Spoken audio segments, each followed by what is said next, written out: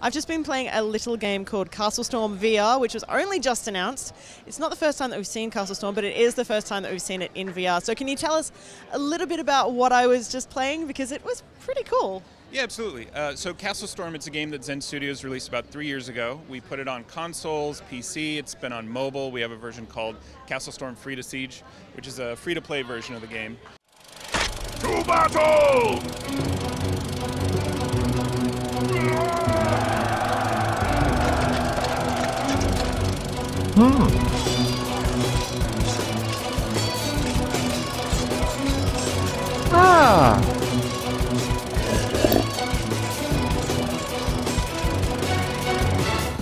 Basically what the game is, it's a action RPG, destructible environments, tower defense, pretty much everything under the sun style of game.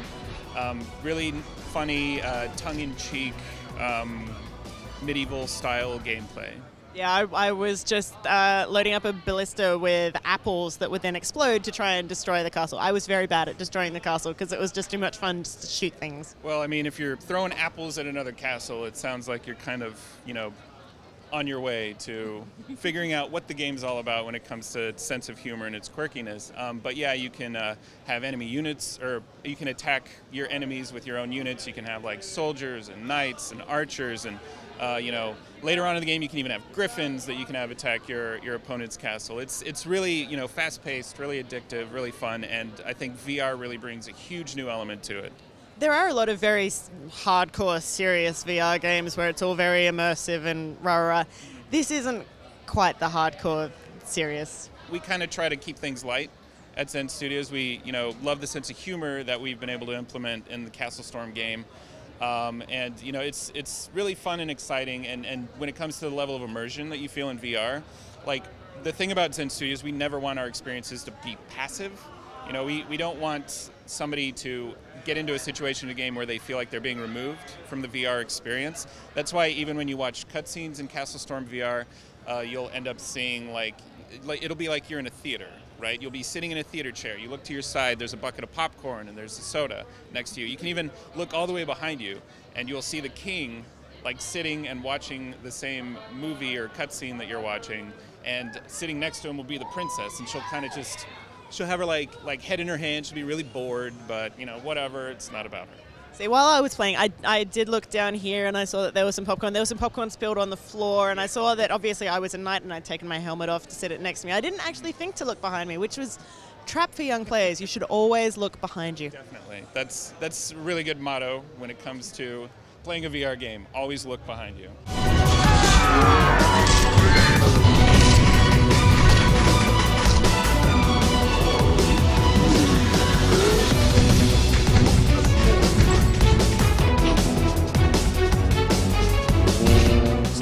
With the game, we want to make sure that it's an experience that people feel is addictive and that they have a great time with it, and they can sit down and play a real quick round and play something else.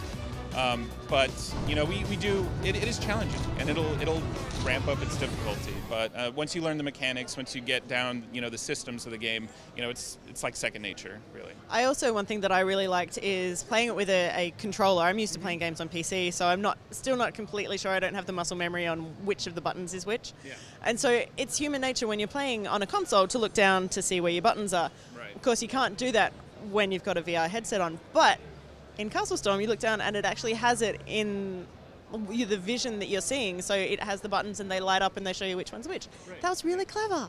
Yeah, we definitely focused on the UI for the game. Like, that was certainly a huge part of making sure that the experience felt right when we moved it over to VR. It isn't 3D when you're playing VR. So yeah, we definitely really wanted to make sure that the experience was intuitive. And like I said before, it's something, when our guys are making VR games in the studio, they really, really want to make sure that you stay invested in the experience the whole time, that there's nothing that's going to just pull you out of it.